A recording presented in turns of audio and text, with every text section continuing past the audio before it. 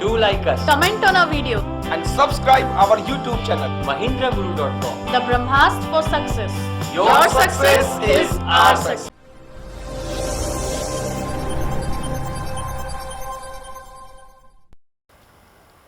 स्वागत है आप सभी का mahindraguru.com के ऑफिशियल यूट्यूब चैनल पर, जहां आज हम फिर एक एंड ऑफ कंफ्यूजन्स का नया सेशन लेके आए हैं, जिसमें आज हम आपके साथ डिस्कस करने वाले हैं टैबुलर पजल। जी हाँ, टैबुलर पजल मतलब जो एक टेबल फॉर्मेट पे जमी होगी, एक टेबल में हम क्वेश्चन की कंडीशंस को फ्रेम करेंगे।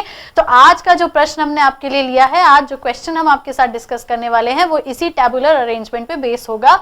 और जी हाँ, आने वाले एग्जाम्स की अगर हम बात करें तो IBPS PO प्रीलिम्स जो कि अभी आने वाला है, उसके लिए आपके लिए बहुत महत्वपूर्ण हो सकता है और बहुत सहायक हो सकता है। तो इसको बहुत ध्यान से सॉल्व करने की भी कोशिश कीजिएगा साथ साथ, और समझने की भी कि कैसे अगर आप इन तरीके के प्रश्नों को प्रश्न पत्र में पाएं तो किस तरीके से आप इनको हल कर सकते हैं। चलिए तो आगे बढ़े उसके साथ। पर जी हाँ, उससे पहले हमारे महिंद्रास का ऐप डाउनलोड करना बिल्कुल ना भूलें। अपने मोबाइल के एंड्रॉइड प्ले स्टोर पे जाएं, महिंद्रास टाइप करें और हमारे महिंद्रास का ऐप डाउनलोड कर लें, जिसके साथ ही आपको सारे नोटिफिकेशंस, चाहे वो वीडियोस के हो, वैकेंसीज के हो, बहुत आसानी से आपके सेलफोन पे मिल जाएंगे। चलिए अब हम फटाफट प्रश्न पे नजर डालते हैं कि प्रश्न में हमें क्या कंडीशंस दी हुई है, क्या स्थितियां दी हुई है, और कैसे इन स्थितियों को, कैसे इन कंडीशंस को पढ़ के समझ के हमें आगे जाके इसको सॉल्व करना है, और फिर जो बंच में क्वेश्चंस पूछे जाएंगे उनको हमें कैसे हल करना है। पर क्वेश्चन पढ़ने से पहले, कंडीशंस और स्थिति पे नजर डालने से पहले अगर हम एक चीज पे ये ध्यान दें तो दो तरीके की स्थितियां, दो तरीके की कंडीशंस आपको मिलने वाली है। वो है एक डायरेक्ट और एक है इनडायरेक्ट। अगर हम डायरेक्ट कंडीशंस की बात करें तो डायरेक्ट कंडीशंस वो होती हैं या सीधी सीधी सी जो हमें दी जाती हैं, जिनमें कहीं ना कहीं हमें ये पता चल जाता है कि एग्जैक्टली हमें किसको कहां रखना है और कैसे रखना है। लेकिन अगर हम इनडायरेक्ट कंडीशंस की बात करें तो इनडायरेक्ट कंडीशंस वो कंडीशंस होती हैं जिसमें हमें ये नहीं पता चलता कि कौन कहां एग्जैक्टली आने वाला है, और इस तरीके की कंडीशंस प्रोबेबल अरेंजमेंट बनाती हैं। मतलब पूरा एक फिक्स और एक जैसा अरेंजमेंट नहीं बन के आता। तो बस यहाँ प्रश्न में हमें वही ध्यान देना है कि कौन सी हमारी डायरेक्ट कंडीशन है, कौन सी इनडायरेक्ट कंडीशन है। डिसीजन मेकिंग बहुत स्ट्रांग होती है, क्योंकि यहाँ पे आपका डिसीजन ही आपके प्रश्न को हल करने की तरफ लेके जाता है। आपका डिसीजन ही ये बताता है कि आप इस प्रश्न को आसानी से हल कर पाएंगे या नहीं। तो चलिए जरा अब इन कंडीशंस पे हम नजर डालें। 7 लेक्चरर की बात हुई है। 7 लेक्चरर ABCDEF और G, जिसमें 7 विषय वो अलग अलग पढ़ा रहे। गणित, जीव विज्ञान, वनस्पति विज्ञान, रसायन शास्त्र, भौतिक शास्त्र, अंग्रेजी और आपका सांख्यिकी। अब ये सप्ताह के 7 दिनों में पढ़ाए जाने हैं। मतलब सोमवार से शुरू करके रविवार तक लेके जाना है। अब सोमवार को शुरू करना है, रविवार तक लेके जाना है। 7 लेक्चरर, 7 विषय। हर लेक्चर के लिए समय निर्धारित है। अब हर लेक्चर के लिए समय निर्धारित है, मतलब अगर कोई 1 घंटे के लिए, 2 घंटे के लिए, तो इसी तरीके से हर लेक्चर के लिए आपका समय निर्धारित रहेगा। कुल समय जो पढ़ाया जाना है वो है 18 घंटे। तो अब यहाँ पे एक बात ये आ गई आपकी कि आपके सारे के सारे विषय अलग अलग समय अंतराल के लिए पढ़ाए जा रहे हैं, अलग अलग समय काल फिक्स है, और ये जो कुल जोड़ आएगा वो 18 घंटे आएगा। मतलब अगर कोई विषय 1 घंटे के लिए है, कोई 2 घंटे के लिए, कोई 3 घंटे के लिए है, तो इनका कुल जोड़ जो है वो 18 आना चाहिए। कम से कम एक लेक्चर 1 घंटा और ज्यादा से ज्यादा 5 घंटे पढ़ाया जाएगा। मतलब यहाँ पे 2 बातें हमारे सामने आ गई हैं कि कम से कम हमें समय जो रखना है वो किसी के लिए वो 1 घंटा होगा, और ज्यादा से ज्यादा हम जो रखेंगे वो होगा 5 घंटे का। समय के 2 समूह 4 लेक्चरों के लिए निर्धारित है। मतलब हम ये कह सकते हैं कि 2 विषय यहाँ पे ऐसे होंगे जिनमें समय काल बराबर होगा। मतलब अगर हम फॉर एग्जाम्पल बात करें, उदाहरण स्वरूप अगर हम बात करें, तो मान लीजिए हमने एक विषय का 1 घंटा रखा, तो वो किसी और विषय के लिए भी 1 घंटा हो सकता है। मान लीजिए हमने 2 घंटा रखा, तो वो किसी और के लिए भी 2 घंटा हो सकता है। तो प्रश्न जब आप पढ़ना शुरू करें तो इस तरीके से कहीं ना कहीं आपका ये जो पूरा का पूरा एक स्टैटिस्टिक्स से दिमाग में एक स्टेटस तैयार हो जाना चाहिए कि हमें एक्चुअली करना क्या है। अब जो टेबल बनेगा वो इसी तरीके से विषय, सप्ताह के दिन और उनके लेक्चर और उनके समय काल के हिसाब से हमें बनाना है। चलिए आगे की अब कंडीशंस देखें, हमें एक्चुअली क्वेश्चन में क्या बताया जा रहा है। तो अब यहाँ पे अगर हम ध्यान दें तो हमें दिया जा रहा है कि रसायन शास्त्र गुरुवार को पढ़ाया जाएगा। पहली ही कंडीशन डायरेक्ट कंडीशन, जिसमें हमें ये पता चल गया कि रसायन शास्त्र जो है वो गुरुवार को पढ़ाया जाएगा। तो कहीं ना कहीं हमने इस टेबल में शुरुआत से ही गुरुवार को रसायन शास्त्र यहाँ पे आपको दिखाया हुआ है। अगली अगर अब हम स्थिति की बात करें तो यहाँ दिया है अंग्रेजी ना ही मंगलवार को है ना ही शनिवार को पढ़ाया जाएगा, मतलब अंग्रेजी ना मंगलवार को ना शनिवार को। पता चल रहा है इन 2 दिन के बारे में पर बाकी तो नहीं पता चल रहा है, तो आप इस कंडीशन को ध्यान रखें। वनस्पति विज्ञान पढ़ाने वाला जो लेक्चरर है वो ए के तुरंत बाद पढ़ाएगा, मतलब जो वनस्पति विज्ञान पढ़ने वाला लेक्चर था वो ए के तुरंत बाद पढ़ाया जाएगा, ठीक है ना। तो मतलब वनस्पति विज्ञान को हम जहां भी रखेंगे ए के बाद में रखेंगे। बी रसायन शास्त्र नहीं पढ़ाता। अब बी जब रसायन शास्त्र नहीं पढ़ाता तो ये भी आप ध्यान में रखेंगे। गणित 1 घंटे के लिए पढ़ाया जाएगा। अब गणित 1 घंटे के लिए पढ़ाया जाएगा तो ये हमें पता चल गया, इसको भी आप ध्यान रखिए।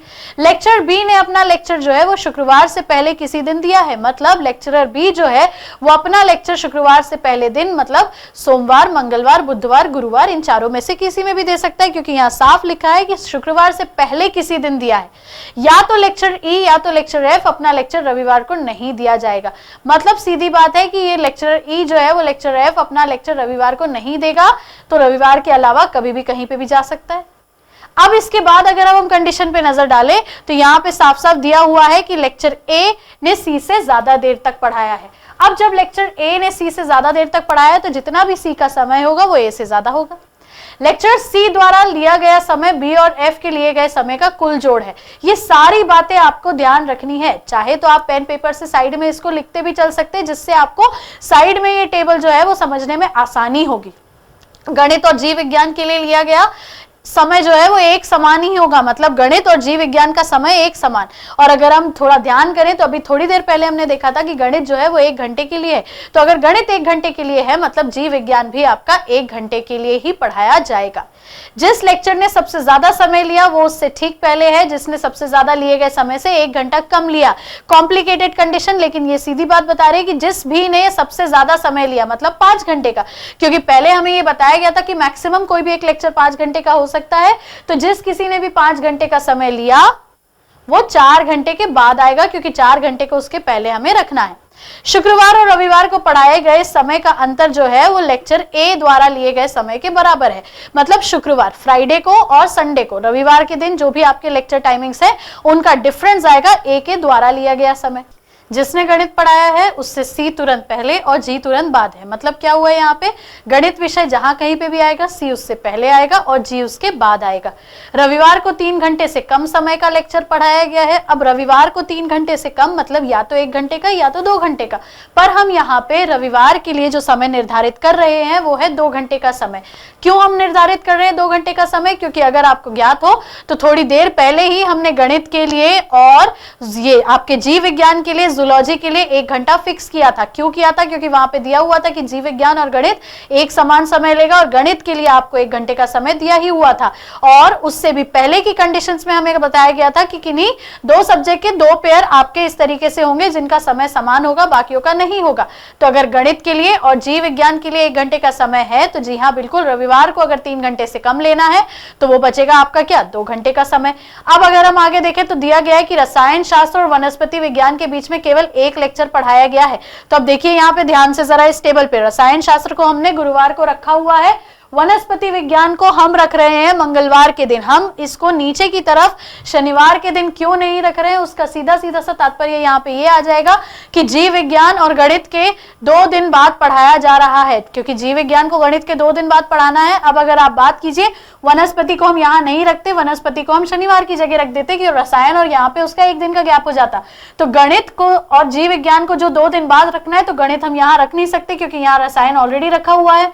गणित हम यहाँ रख देते तो आपका जीव विज्ञान यहाँ आ जाता, लेकिन वहीं आगे आपको दिया भी तो हुआ है कि जो आपका जीव विज्ञान है उससे कहीं भी आसपास आपका ये वनस्पति शास्त्र नहीं पढ़ाया जाएगा। वनस्पति विज्ञान और जीव विज्ञान तुरंत बाद नहीं पढ़ाया जाना है, तो इसीलिए वहां पे हम उसको नहीं रख पाएंगे। तो बस इसीलिए हमने यहाँ पे क्या किया है, रसायन शास्त्र यहाँ रखा है, वनस्पति विज्ञान यहाँ रखा है। अब वनस्पति रसायन के साथ गणित को हम बीच में रख रहे हैं, क्योंकि गणित को यहाँ रखना आपके जीव विज्ञान को सेट नहीं कर पाएगा, तो बस गणित को हमने यहाँ रखा और 2 दिन बाद रख दिया जीव विज्ञान। मतलब यहाँ आप देखिए वनस्पति, गणित, रसायन और जीव विज्ञान, ये सारा हमारा सेटअप हो गया है। अब अगर हम सांख्यिकी की बात करें तो यहाँ सांख्यिकी के लिए बीच में दिया हुआ है कि वो ना ही सोमवार को पढ़ाया जाएगा और ना ही आपका किस दिन पढ़ाया जाएगा, रविवार के दिन, तो ना ही सोमवार ना ही रविवार। तो देखिए अब सांख्यिकी सोमवार को नहीं आएगा, रविवार को नहीं आएगा, तो बस बीच में बचा है शुक्रवार। तो सांख्यिकी आपका फिक्स हो गया यहाँ पे शुक्रवार के दिन पे। अब जरा यहाँ देखिए भौतिक शास्त्र सोमवार को पढ़ाया जाएगा, ये सीधा सीधा सा दिया हुआ है, तो बस हमने भौतिक शास्त्र को यहाँ सोमवार पे रख दिया। तो बचा हुआ विषय अंग्रेजी अपने आप रविवार के दिन पे आ जाएगा। अब रहा बचा समय अंतराल, समय काल बीच में रखना। तो जरा देखिए गणित के आगे हम 1 रख सकते हैं, जीव विज्ञान के आगे हम 1 रख सकते हैं, क्योंकि यहाँ पे हमें ये फिक्स दिया हुआ था। अब इसके अलावा अगर हम बात करें तो गणित से पहले सी, तो गणित से पहले यहाँ पे ये सी रखा दिख रहा है, गणित के बाद जी, तो यहाँ पे ये आपको सी और जी दोनों रखा दिख रहा है।